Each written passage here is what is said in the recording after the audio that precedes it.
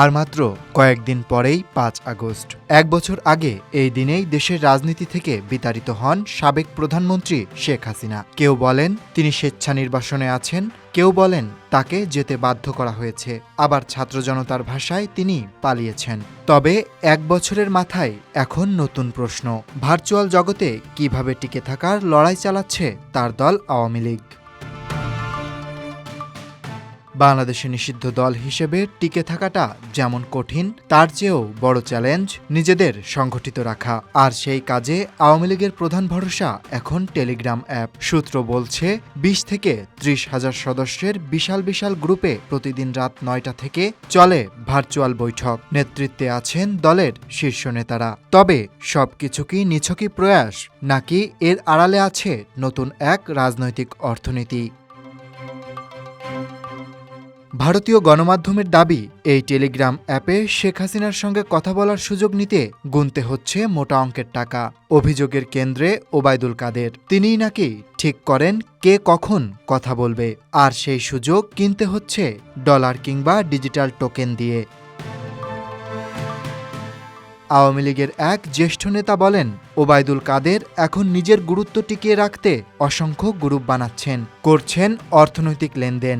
দলের শীর্ষ নেতৃত্ব যেমন সজীব ওয়াজেদ জয়, হাসান মাহমুদ, মোহাম্মদ এ আরাফাত, আসাদুজ্জামান খান কামাল এবং মহিবুল হাসান চৌধুরী নওফেল, এমনকি শেখ হাসিনার জন্য বড় একটি উদ্বেগের বিষয় হল ডক্টর ইউনূসের সমর্থক এবং বাংলাদেশের গোয়েন্দা সংস্থার কর্মীরা এসব গ্রুপের অনেকগুলোতে ঢুকে পড়েছে বলে মনে করছে দলটির নেতাকর্মীরা। আওয়ামী লীগের সূত্রগুলো বলছে, বিএনপি জামায়াতের কর্মীদের অনুপ্রবেশের সঙ্গে লড়াই করলেও ডক্টর মোহাম্মদ ইউনূসের প্রতি অনুগত গোয়েন্দা সদস্যদের অনুপ্রবেশ এটাই প্রথম। এই অনুপ্রবেশকারীরা নাকি গ্রুপগুলোর কথোপকথন রেকর্ড করে, যা পরে অংশগ্রহণকারীদের চিহ্নিত করে গ্রেপ্তার করতে ব্যবহার করা হয়।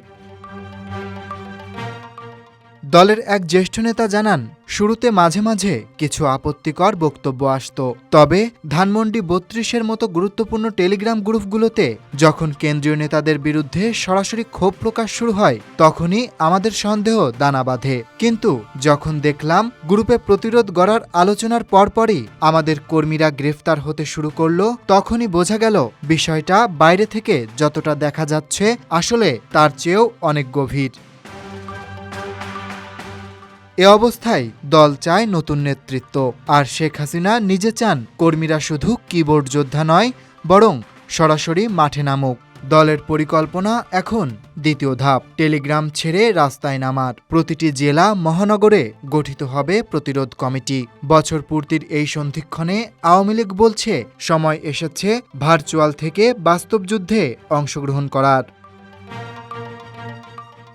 Desk report, Dhaka express.